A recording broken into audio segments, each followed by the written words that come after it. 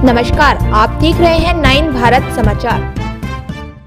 नमस्कार, आप देख रहे हैं नव भारत समाचार। मैं हूं नेहा राठी। आइए देखते हैं आज की बड़ी खबर।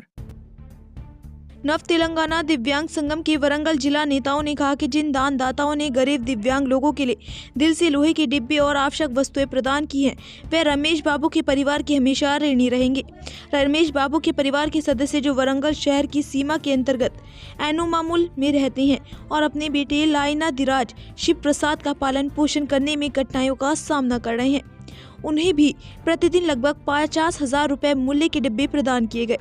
हेल्पिंग हैंड सोसाइटी के प्रतिनिधि रामकृष्ण, नव तेलंगाना दिव्यांग संगम जिला नेता बत्तीनी राजू और अन्य ने कार्यक्रम में भाग लिया। इस अवसर पर बोलते हुए राजू ने कहा कि वे गरीब दिव्यांग लोगों को सहायता प्रदान करने वाले दानदाताओं के हमेशा ऋणी रहेंगे और उन्होंने दानदाताओं से हमेशा खुश रहने का आग्रह किया।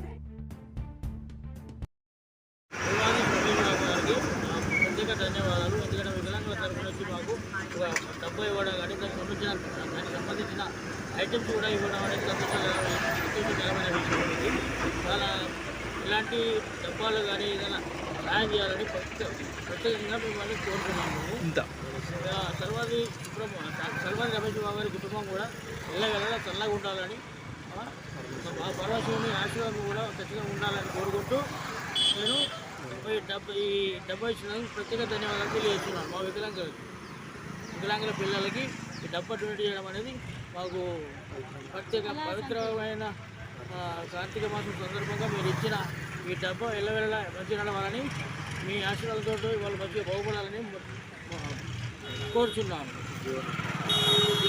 జీవనోపాధి కల్పించిన మీకు, మీ కుటుంబ సభ్యులకు మరియు అందరికీ పూర్తిగా ప్రత్యేక ధన్యవాదాలు.